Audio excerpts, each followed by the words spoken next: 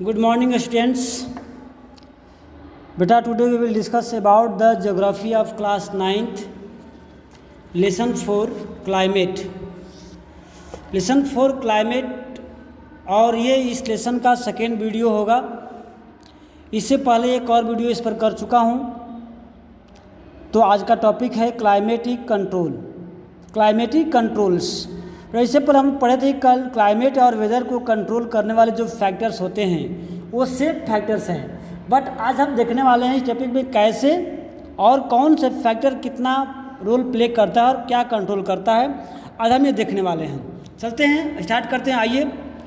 तो there are 6 major controls of the climate of any place. देखिए, किसी भी प्लेस का जो क्लाइमेट होता है उसको कंट्रोल करने वाले 6 मेजर फैक्टर्स होते हैं। These are latitude, altitude, pressure and wind system, distance from the sea, ocean currents and the relief features. देखिए, यही वो 6 फैक्टर्स हैं जो किसी भी एरिया का जो क्लाइमेट्स होता है उसको कंट्रोल करने का वर्क करते हैं। कौन कौन देख लीजिए, latitude, altitude, pressure and wind system,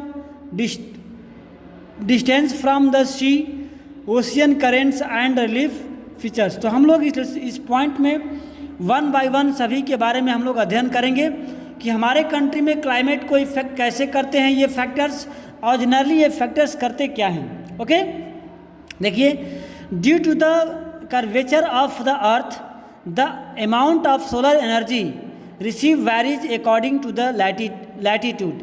जैसे कि आप जानते हैं बेटा कि जो अर्थ का सरफेस है वो बिल्कुल फ्लैट नहीं है, वो कैसा है, आपको कर्वेचर है, यानी कि इस शेप में है, इस शेप में मतलब ऐसी इस तरह के शेप में है।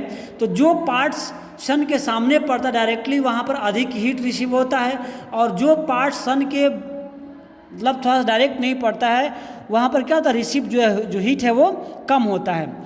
तो as a result air temperature generally decreases from the equator towards the pole. देखिए, एयर प्रेशर जो हवा का जो एरिया है, टेम्परेचर्स है, वो क्या होता है, जैसे जैसे हम इक्वेटर से पोल की तरफ जाते हैं वैसे वैसे क्या होता है, उसका टेम्परेचर घटते घटते जाता है। जैसे कि आपने क्लास 6-7 में पढ़ा होगा हीट जोन के बारे में। तो जो इक्वेटर के दोनों तरफ का एरिया है, यानी कि ट्रॉपिक ऑफ कैंसर और ट्रॉपिक ऑफ कैप्रिकॉर्न, इसको क्या बोलते हैं, टॉरिड जोन या हीट जोन। और इसके बाद क्या बोलते हैं, टेम्परेट जोन। और जो पोल्स के साइड में है उसे क्या बोलते हैं, फ्रीड जोन। यानी कि हम कह सकते हैं जैसे जैसे हम इक्वेटर से पोल की तरफ जाते हैं, चाहे वो साउथ पोल हो या फिर नॉर्थ पोल हो, टेम्परेचर क्या होता है, डिक्रीज होता रहता है, हो जाता है। As one goes from the surface of the earth to higher altitude the atmosphere becomes less dense. यानी कि जैसे जैसे आप अर्थ सरफेस पर आप ऊंचाई पर जाएंगे तो क्या होता है, जो एटमॉस्फेयर्स है वो धीरे धीरे कम घना होता जाता है। ओके, एंड टेम्परेचर डिक्रीज, और तापमान क्या होता है, बढ़ते जाता है, घटते जाता है। Okay, the hills are therefore cooler during the summer. जो पहाड़ियाँ होती हैं, जो हाईएस्ट माउंटेन्स की पीक्स होती हैं, वो क्या होती हैं, समर सीजन में कूल हो जाती है, ठंडा हो जाती हैं। The pressure and wind system of any area depend on the latitude and altitude of the place. देखिए, यहाँ पर जो प्रेशर एंड विंड, जो हवा और उसका प्रेशर होता है वो किस पर डिपेंड करता है, किसी भी एरिया की अल्टीट्यूड और लैटीट्यूड पर।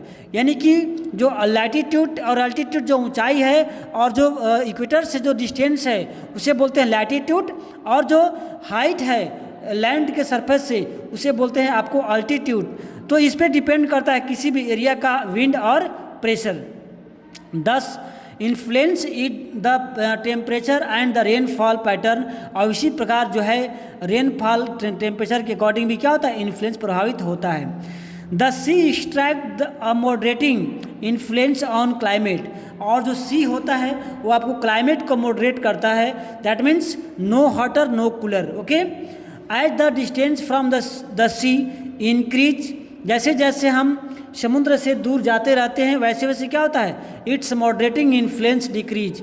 और जो मॉडरेटिंग इन्फ्लुएंस है वो घट जाता है। यानी कि अगर आप ओशियन के करेंट नियर अबाउट जाएंगे तो वहाँ पर न तो ज़्यादा ठंडा रहेगा न ज़्यादा गर्मी हो जाएगी, कि मॉडरेट क्लाइमेट रहता है वहाँ पर, जो टेम्परेचर्स है वो नियर अबाउट मॉडरेट रहता है। ओके, बट जैसे जैसे आप उस डिस्टेंस प्लेस पे जाओगे, उससे दूर जाएंगे तो जो क्लाइमेट है, जो टेम्परेचर्स है आपको एक्सट्रीम मिलेगा, यानी कि ज़्यादा गर्मी आपको समर सीजन में और विंटर सीजन में अधिक आपको ठंड के अनुभव वहाँ पर आप करेंगे। This condition is known as the continentality, इसको बोलते हैं very hot during summer and very cold during winter. जैसे कि मैंने बताया, ocean currents along with onshore winds affect the climate of the coastal areas. For example, any coastal area with warm or cold currents flowing past it, will be warmed or colded if the winds are onshore. That means हम देखने का प्रयास करेंगे। तो यहाँ पर है finally, next point आपका है finally relief to plays a major role in the determining the climate of a place. High mountains act as a barrier for cold and hot winds. देखिए जो ऊंचे ऊंचे माउंटेन्स हैं वो एक तरह से बैरियर का काम करते हैं, क्योंकि अदर एरिया से जो क्या है कोल्ड और हॉट विंड को नहीं आंसर रोक देते हैं, उसको आने नहीं देते हैं। They may also cause precipitation if they are high enough and lie in the path of the rain bearing winds. The leeward side of mountains remains relatively dry. आगे पढ़ते हैं, देखते हैं जो फैक्टर्स हैं, factors affecting the India's climate. अभी हम देखा कि किसी भी एरिया का जो क्लाइमेट होता है उसको अफेक्ट करने वाले ये आपको 6 फैक्टर्स हैं, जो आपको देखा, latitude, altitude, pressure and wind system, distance from the sea and ocean currents and the relief features आपने देखा। लेकिन अब हम चर्चा करने वाले हैं कि हमारे कंट्री का यानी कि इंडिया की जो क्लाइमेट्स है उसको इफेक्ट करने वाले कौन कौन से क्लाइमेट, कौन कौन से फैक्टर्स हैं और किस तरह से अफेक्ट करते हैं। ओके, चलते हैं। The tropic of cancer passes through the middle of the country from Rann of Kutch in Gujarat, Rann of Kutch in the Gujarat of country and the Mizoram in the east. यानी कि पश्चिम में रन ऑफ कच्छ जो आपका है उससे लेकर के आपको वेस्टर्न पार्ट में पूर्वी भागों में मिजोरम से क्या होती है, ये आपको पासेस होती है। ओके, नेक्स्ट आपका है almost half of the country, यानी कि कंट्री के बीचों बीच, यानी किसी को कहते हैं ट्रॉपिक ऑफ कैंसर हमारे कंट्री के बीचों बीच होकर के गुजरता है। Okay, lying of south of the tropic of cancer belongs to the tropical area. All the remaining area north of tropic lie in the subtropics. Therefore, India's climate has characteristics of the tropical. यानी कि इसीलिए हम कहते हैं क्या, tropical climate हमारे country में होता है, monsoon climate as well as sub tropical climate भी हम लोग इसको कहते हैं। यानी कि इंडिया में किस प्रकार पाई जाती है, तो ट्रॉपिकल क्लाइमेट पाई जाती है, मानसून क्लाइमेट जो है हमारे कंट्री में होता है। ओके, नेक्स्ट आपका है अल्टीट्यूड, यानी कि जो ऊंचाई है वो किस तरह से हमारे आपके कंट्री के क्लाइमेट को इफेक्ट करता है, हमें देखने का प्रयास करेंगे। देखते हैं, तो India has mountains on the north. जैसे कि पता है कि हमारे कंट्री के उत्तर साइड में जो है माउंटेन है, कौन सा माउंटेन बेटा, माउंट हिमालय है, माउंट एवरेस्ट की जो पीक है जो नेपाल में है, बट माउंट एवरेस्ट है, माउंट हिमालय है, which have an range height of about 6000 metres, जिसकी जो रेंजेज है जो हाइट की वो नियर अबाउट, जो एवरेज है वो नियर अबाउट 6000 मीटर्स है, जबकि पता है आपको हाईएस्ट पीक कितनी है एवरेस्ट की 8848 मीटर है। India has also vast coastal area where the maximum elevation is about 30 metres. The Himalaya prevent the cold winds from the central Asia from the entering the sub continent. और जो mount Himalaya जो है वो क्या करता है, सेंट्रल एशिया से आने वाली कोल्ड और हॉट विंड को वो रोकने का काम करता है, उसको प्रिवेंट करता है। It is because of three mountains, these mountains that the sub continents experience comparatively milder winters and compare central Asia, यानी कि यही वजह है कि एशिया, सेंट्रल एशिया से हमारा जो कंट्री है वो आपको मिल्डर, यानी कि न तो अधिक गर्मी और न ही अधिक ठंड रिसीव करती है, यानी कि वो बीच का टेम्परेचर महसूस करती है।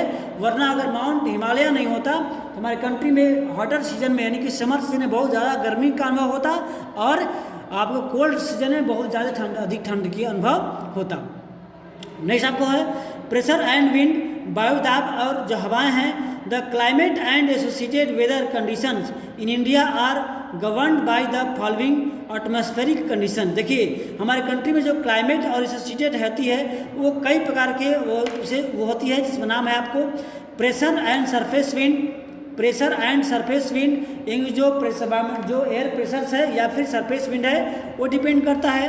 Upper air circulations and the western cyclonic disturbance and the tropical cyclone, यानी कि ये फैक्टर जो हैं जो इसको प्रेशर को या विंड्स को अफेक्ट करने वाले हैं। तो India lie in the regions of the north easterly winds. आपको पता है कि जो इंडिया है आपको नॉर्थ रीजन में, नॉर्थ हेमिस्फीयर में होता है। These winds originate from the sub tropical high pressure belt of the northern hemisphere, यानी कि इस प्रकार जो होता है वो आपको हाई प्रेशर का बेल्ट जो है फॉर्म्ड होता है नॉर्थर्न हेमिस्फीयर में। दे ब्लो साउथ, ये साउथ तरफ चलता है। They deflected to the right due to the Coriolis force. ये कोरियोलिस फोर्स क्या है आपको बता दें, यहाँ पर दिया हुआ पढ़िएगा इसको कि an apparent force caused by the earth, जिससे आपको पता है कि अर्थ जो है रोटेट करती है वेस्ट टू ईस्ट। तो वेस्ट टू ईस्ट अर्थ के रोटेट करने से जो हमारे अर्थ के सरफेस पे दो प्रकार के बल लगते हैं, फोर्स होते हैं, इसको बोलते हैं कोरियोलिस फोर्स। ये होता क्या है? The Coriolis force responsible for deflecting the winds toward the right in the northern hemisphere और towards the left in the southern hemisphere. यानी कोरियोलिस फोर्स के द्वारा जो हवाएं होती है वो आपको नॉर्थर्न हेमिस्फीयर में राइट डायरेक्शन में बहती हैं और आपको साउथर्न हेमिस्फीयर में लेफ्ट डायरेक्शन में चलती हैं। इसी को बोलते हैं this rule is known as the Ferrel's law. इसको साइंस में आप लोग पढ़ते हैं तो इसको फेरेल्स लॉ के नाम से भी जानते हैं। ओके, तो देखते हैं हम लोग आगे। The pressure and wind conditions over the India are unique. तो हमारे कंट्री का जो विंड और प्रेशर का जो हिसाब किताब है वो बहुत ही यूनिक है, इकाई है, मतलब विचित्र है।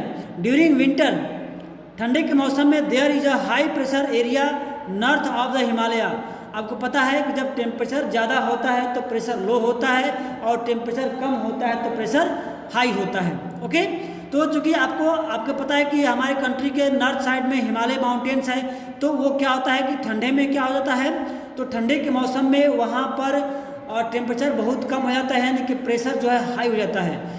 हाई प्रेशर होने से क्या होता है कि जो हवाएं चलती है आपको हाई प्रेशर से लो की तरफ चलती है।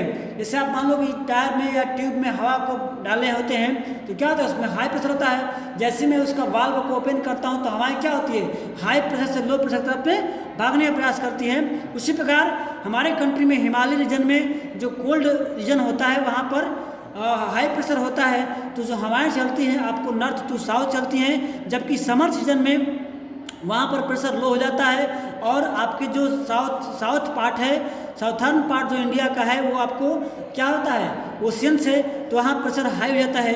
तो आपको उसमें क्या होता है, जो विंड है साउथ से नॉर्थ की तरफ चलती है। This cause the complete reversal of the directions of wind during the summer. और इसका मतलब यह है कि जो हमारी कंट्री में जो हवाएं चलने वाली होती है वो क्या होता है, बिल्कुल ही उल्टा जाती है समर एंड विंटर सीजन में। Air wooms from the high pressure area over the southern Indian Ocean in the south easterly direction, वही बात जो बताया आप लोगों को, crosses the equator and turns right towards the low pressure areas over the Indian subcontinent. This area is known as the southwest monsoon winds. These winds blow over the warm ocean, gather moisture and bringing widespread rainfall over the mainland। यानी कि जब summer season में क्या होता है कि जब mountains बहुत अधिक हॉट हो जाता है तो वहाँ प्रेशर जब लो हो जाते हैं तो जो आपके ओशियंस एरिया होते हैं वहाँ प्रेशर हाई होता है। तो ये उस समय समर सीजन में जो विंड है आपको ओशियन से माउंटेन चलती हैं जो अपने साथ मॉइस्चर वाटर को लाती हैं वेपर के रूप में, और क्या होती हैं कोल्ड होने के साथ हमारे कंट्री में काफ़ी मात्रा में क्या होती हैं रेन होता है, वर्षा होती है। ओके, इसलिए क्या कहते हैं मानसून विंड कहते हैं इस हवाओं को। These are known as the southern monsoon wind, these winds blow.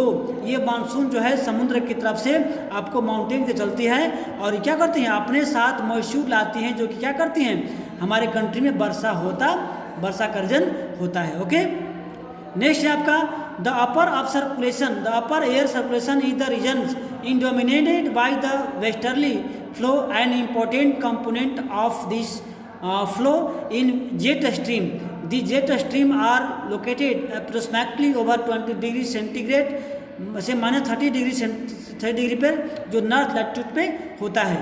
Therefore they are known as subtropical westerly jet stream over India. These jet stream blow south of the Himalaya, यानी कि जो हमारे country में जो ये jet stream हवाएं चलती हैं वो आपको हिमालय से साउथ में चलती हैं। All through the year except in summer, the western cyclonic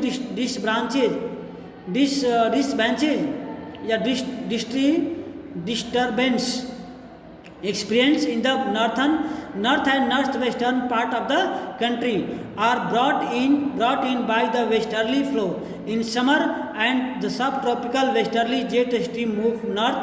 That means इसको देखने का प्रयास करेंगे आप लोग। तो ये जो नेक्स्ट पार्ट हमारा है द इंडियन मानसून, यानी कि हमारा कंट्री का जो मानसून है उसको इफेक्ट करने वाले कौन कौन से फैक्टर हैं, हमारे कंट्री में कब और किस मंथ में आते हैं और कहाँ वर्षा करते हैं, इसको हम कल पढ़ेंगे नेक्स्ट पार्ट में, यानी कि वीडियो नंबर 3 में। तब तक के लिए गुड बाय।